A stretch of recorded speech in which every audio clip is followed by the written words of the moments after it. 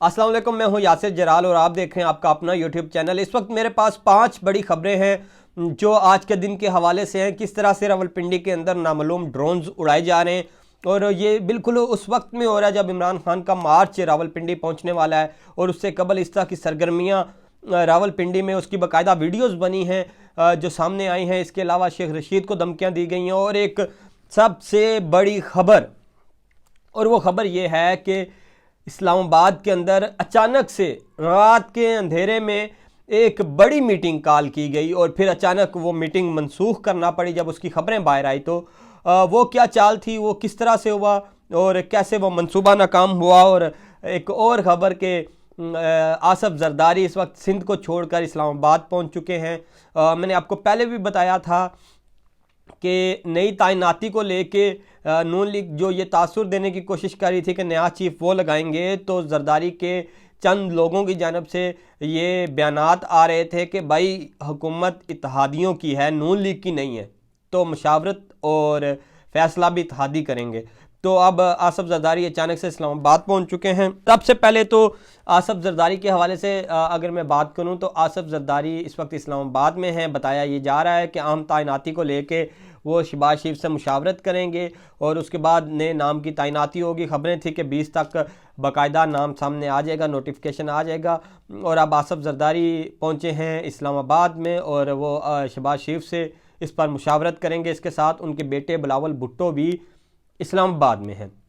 लेकिन उन दोनों के इस्लामाबाद पहुंचने से पहले आज रात के अंधेरे में जो बुध की रात गुजरी है, इस रात को किस तरह से एक मीटिंग बुलाई गई, कैबिनेट मीटिंग बुलाई गई और फिर रात के अंधेरे में ही वो कैबिनेट मीटिंग मनसूख कर दी गई। आपको मैंने कल बताया था कि आर्मी चीफ की अमेंडमेंट के हवाले से एक बिल है जो समरी है, वो ज़ेली कमेटी में है, कैबिनेट की कमेटी में है, उसमें को कैबिनेट से अप्रूव करवाना था और इस तरह की खबरें थी। फिर ये भी खबर आई कि उस बिल को अब अमेंड नहीं किया जा रहा। ख्वाजा आसफ ने इसकी तरदीद की, ये नहीं कहा कि कोशिश नहीं की गई, ये बताया गया कि फ़िल वक्त उसको अमेंड नहीं किया जा रहा। तो फिर रात के अंधेरे में एक मीटिंग और फिर मीटिंग की मनसूखी। और सबसे बड़ी खबर जिससे मैंने आगाज़ किया था और सबसे अहम भी वही खबर है, इस खबर पे भी मज़ीद बात करूँगा, लेकिन सबसे अहम खबर यही है कि रावलपिंडी में ड्रोन्स कौन उड़ा रहा है। आपको याद होगा कि असद उमर ने कल ही ऐलान किया है कि हफ्ते के रोज़ इमरान खान अवामी इज्तिमा से बात करते हुए, लॉन्ग मार्च से खिताब करते हुए तारीख का ऐलान करेंगे कि पिंडी में कब पहुंचना है और कब इमरान खान मार्च को ज्वाइन करेंगे। और इस ऐलान का के सामने आते ही एक बड़ी खबर सामने आई है।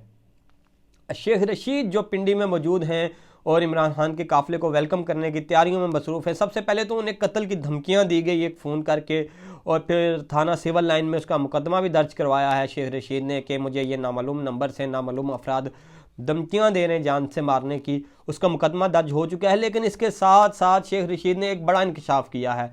उन्होंने अपनी ट्वीट में बताया है कि रावलपिंडी में उनके घर के ऊपर ड्रोन्स उड़ाए जा रहे हैं और उन्होंने बाकायदा उसकी वीडियो हुक्काम बाला को दी है। और उन्होंने कहा है कि ये ड्रोन लॉन्ग मार्च से एंड पहले उड़ाना इस बात की निशानदेही करते हैं कि यहाँ पे पिंडी में कोई शरारत की जा रही है। उन्होंने कहा पिंडी बड़ा पुरअमन शहर है और वहाँ पे इस तरह की शरारत नहीं करने देंगे किसी को। दूसरी तरफ इमरान खान का ये बयान, अगर इमरान खान की जो खबर आपको बताने जा रहा हूँ इसको और पिंडी में ड्रोन उड़ने वाले मामले को दोनों को साथ रख के देखो। और एक तीसरी खबर, और वो तीसरी खबर यह है कि पिंडी में सिक्योरिटी ज़रा टाइट की गई है। एलीट कमांडो और पंजाब पुलिस के 10,000 से ज़ायद लोग और फिर शहर की कैमरों से निगरानी, ये सब कुछ किया जा रहा है। तो ख़तरात तो मौजूद हैं। और अब जो खबर है वो ये है कि इमरान खान ने एक इंटरनेशनल न्यूज़ चैनल फ्रांस 24 को इंटरव्यू देते हुए ये कहा है कि मेरी जान को अब भी ख़तरा है।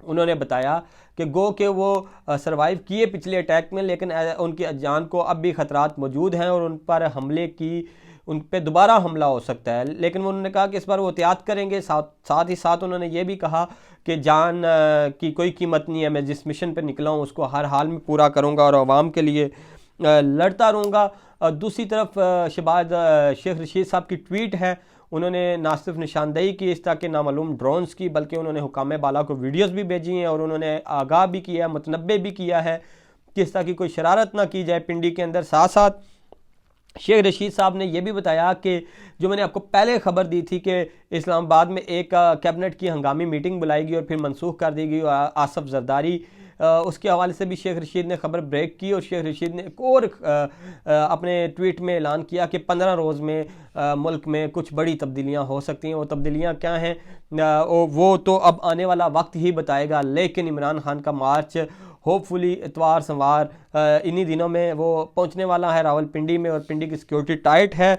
उसके अलावा जरदारी इस्लामाबाद पहुंच चुके हैं। और एक बड़ी खबर जाते जाते आपको और दे दूं कि नवाज शरीफ ने अपने कारकुनान को, PMLN के लोगों को ये कहा है कि इलेक्शन की तैयारी करें। वीडियो पसंद आई तो कमेंट बॉक्स में अपनी राय से आगाह करें, मेरे चैनल को सब्सक्राइब करें। अल्लाह हाफिज़।